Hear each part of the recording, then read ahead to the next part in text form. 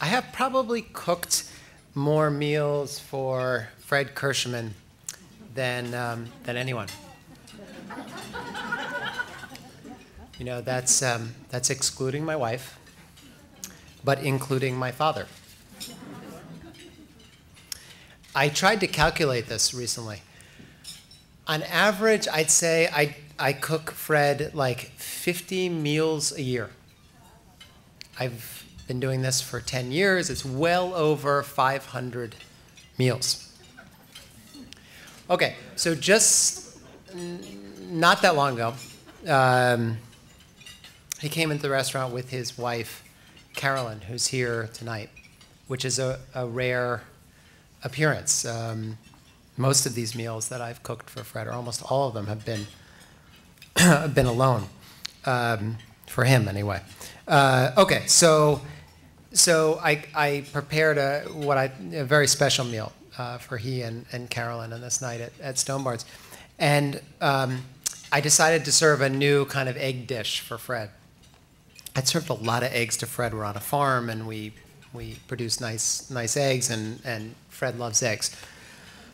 So I did this new egg for Fred. It was a crispy egg with almonds and breadcrumbs, and it was a very delicious egg. It was not a revelatory egg, but it was very good. And Carolyn came running into the kitchen not long after I served it, and she thanked me for the meal, and she said, you know, this was just the best dish you've ever served Fred. And I asked her why. And she said, well, Fred has no sense of smell. And I said, Fred has no sense of smell? I mean, Fred doesn't taste anything.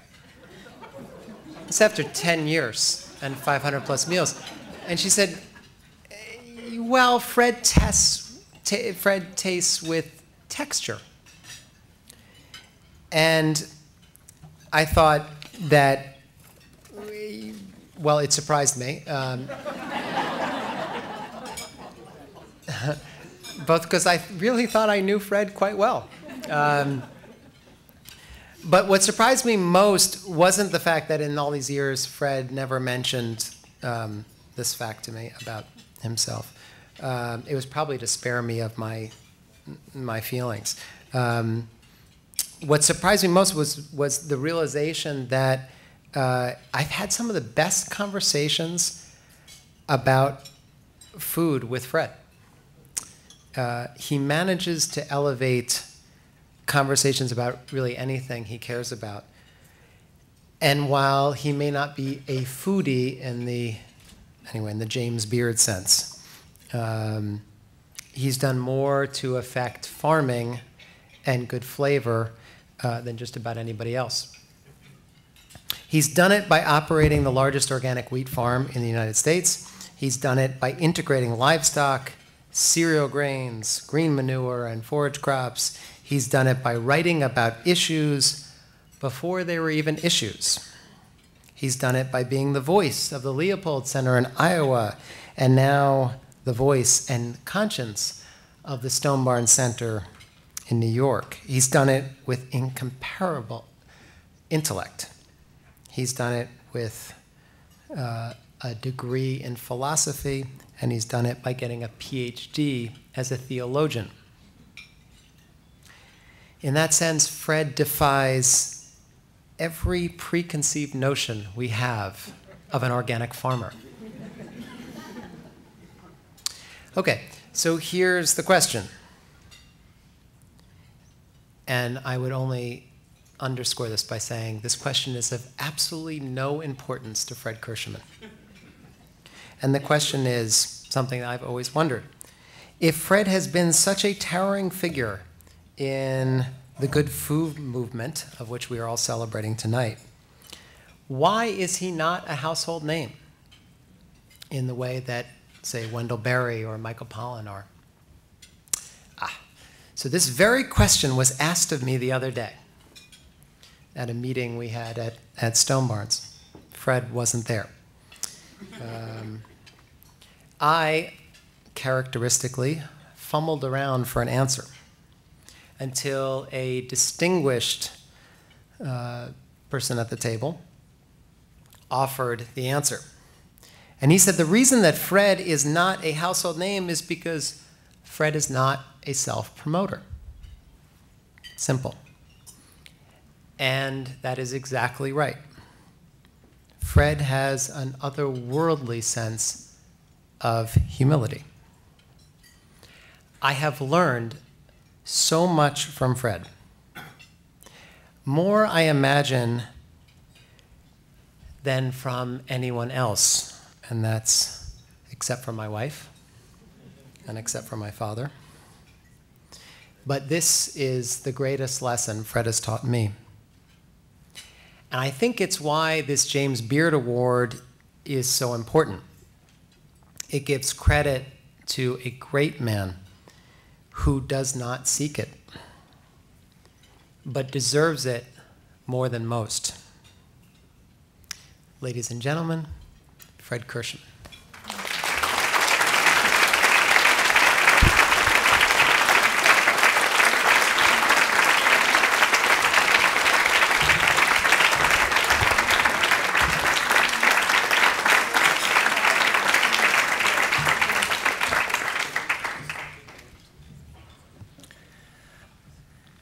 What do I say after that? There are two things that come to mind as I accept this incredible honor. One is that one of the things that I've learned, and it goes along with what Dan has just said, and it really ultimately isn't because I've somehow developed a capacity to be humble. It's because I have realized from the time that I was a young child growing up on our farm, and it was my father who first instilled in me those first values of why it was so important to take care of the land on your own farm. And my whole life has been blessed with a community of people.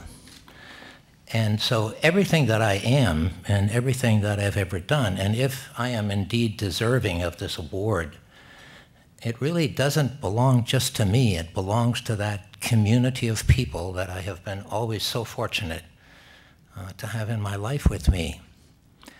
And it goes right to now with an incredible group of colleagues at the Leopold Center, an incredible group of colleagues who, under the leadership of a guy by the name of Charlie Singh, who most of you have probably not heard of, who put together a coalition of healthcare professionals and agriculturalists.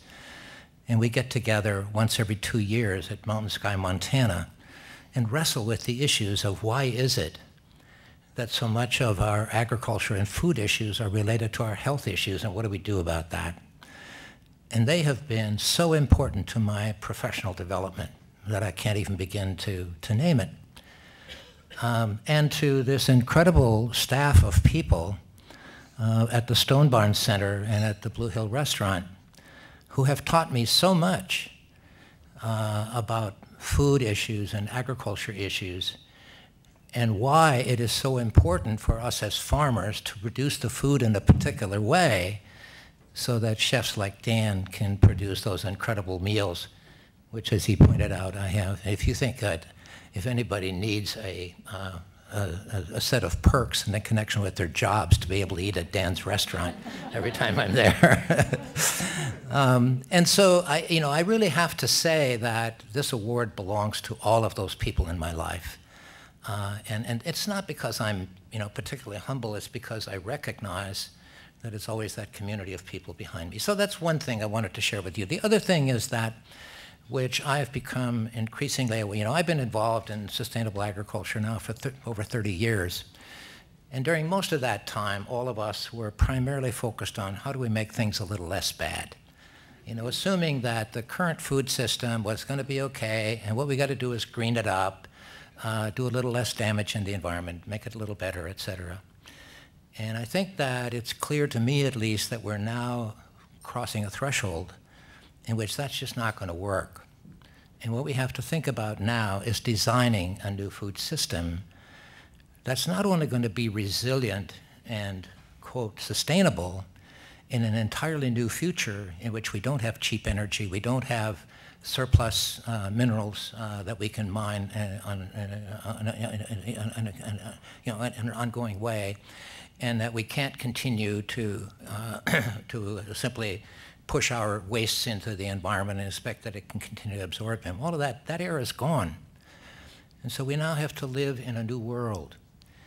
And, you know, I talk to a lot of my colleagues about this and say, oh my God, you know, how are we going to deal with this? But, you know, I think about that, and I think about the enormous opportunities that it provides us with. Because I think all of you in this room understand that there are a lot of changes that we've known for a long time that we need to make, and we just couldn't figure out how to do it. We don't have to worry about that anymore. The changes are coming.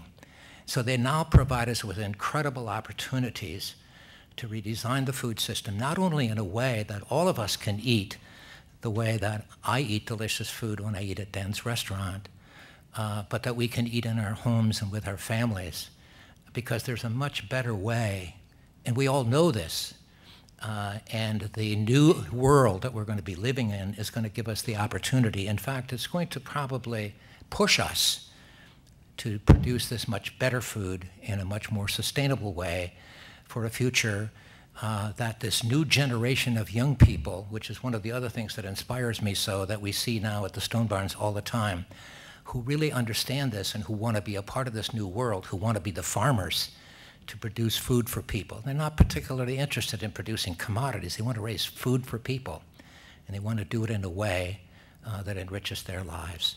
And so there's an awful lot for us to be grateful for and to be hopeful for as we move into this new future, but we have to do it together. And so I accept this award on behalf of all of us. Thank you.